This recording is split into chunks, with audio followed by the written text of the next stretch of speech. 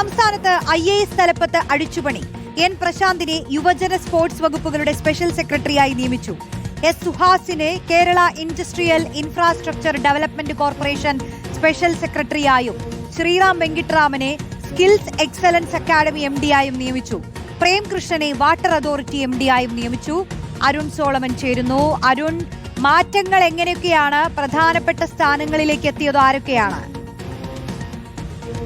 റോഷ്നി, സംസ്ഥാനത്ത് IAS ഇപ്പോൾ വമ്പൻ അഴിച്ചുപണിയാണ് നിലവിൽ നടത്തിയിരിക്കുന്നത്. ഇതിൽ ഏറ്റവും പ്രധാനം N പ്രശാന്ത് IAS നിയമനം തന്നെയാണ്. യുവജന കായിക വകുപ്പുകളുടെ ഇപ്പോൾ സ്പെഷ്യൽ സെക്രട്ടറി ആയിട്ടാണ് N പ്രശാന്തിനെ ഇപ്പോൾ നിയമിച്ചിരിക്കുന്നത്. ഇതിന് പുറമേ തന്നെ അദ്ദേഹത്തിന് ഇപ്പോൾ ജലവിഭവ വകുപ്പ് സ്പെഷ്യൽ സെക്രട്ടറിയുടെ അധിക ചുമതല കൂടി നിലവിൽ നൽകിയിട്ടുണ്ട് എന്നുള്ളതാണ് ഏറെ ശ്രദ്ധേയമായിട്ടുള്ളത്. മറ്റൊന്ന് ഈ ശ്രീറാം വെങ്കിട്ടരാമന്റെ നിയമനമാണ്. നേരത്തെ അദ്ദേഹം കൃഷി വകുപ്പ് ഡയറക്ടർ ആയിരുന്നു. ഇപ്പോൾ സർക്കാർ വന്ന് വീണ്ടും മാറ്റം വന്നിരിക്കുകയാണ്. നിലവിൽ അദ്ദേഹത്തിന് ഇപ്പോൾ ഈ സ്കിൽസ് എക്സലൻസ് അക്കാദമിയുടെ ഇപ്പോൾ MD ആയിട്ടാണ് പുതിയ നിയമനം ഈ ശ്രീറാം വെങ്കിട്ടരാമൻ ഇപ്പോൾ നൽകിയിരിക്കുന്നത്. അതുപോലെ തന്നെ ഈ സുഹാസ് IAS-നും ഇപ്പോൾ നിലവിൽ നൽകിയിരിക്കുന്നത് ഇൻഡസ്ട്രിയൽ ഇൻഫ്രാസ്ട്രക്ചർ ഡെവലപ്മെന്റ് കോർപ്പറേഷന്റെ സ്പെഷ്യൽ സെക്രട്ടറി ആയിട്ടാണ് അദ്ദേഹത്തിനെ നിയമിച്ചിരിക്കുന്നത് എന്നുള്ളതാണ്. നിലവിൽ അദ്ദേഹം ഈ വാട്ടർ റിസോഴ്സ് ഡിപ്പാർട്ട്മെന്റ് സെക്രട്ടറി ആയിരുന്നു എന്നുള്ളതാണ്.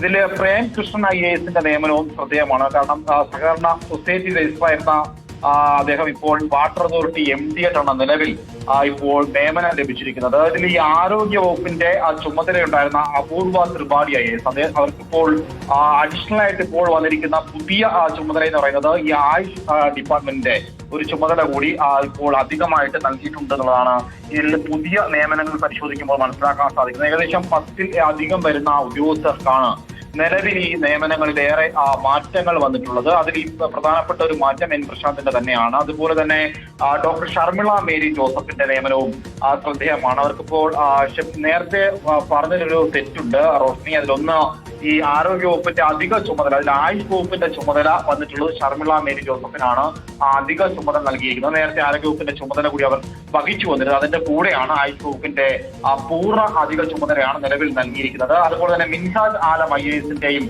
ഈ വ്യവസായ വകുപ്പിന്റെ അധിക ചുമതല കൂടിയാണ് മിൻഹാജ് ആലം IAS നൽകിയിട്ടുള്ളത്. കയർ അടക്കമുള്ള പരമ്പരാഗത വ്യവസായങ്ങളായിരിക്കും അതിൽ ഉൾപ്പെടുത്തിയിട്ടുള്ളത്. ഇങ്ങനെയാണ് ഇപ്പോൾ നിലവിൽ ഈ പുതിയ ഈ IAS തലപ്പത്ത് വന്നിട്ടുള്ള മാറ്റം. സർക്കാർ വന്ന് ഇതിപ്പോൾ രണ്ടാമത്തെ മാറ്റമാണെന്നുള്ളതാണ് ഏറെ ശ്രദ്ധേയമായിട്ടുള്ളത്. എന്തായാലും N പ്രശാന്തും അതുപോലെ ശ്രീറാം വെങ്കിട്ടരാമൻ അടക്കമുള്ള IAS ഉദ്യോഗസ്ഥർക്കുള്ള മാറ്റമാണ് നിലവിൽ ഈ വന്നിട്ടുള്ള മാറ്റങ്ങൾ ഏറെ ശ്രദ്ധേയമായിരിക്കുന്നത്.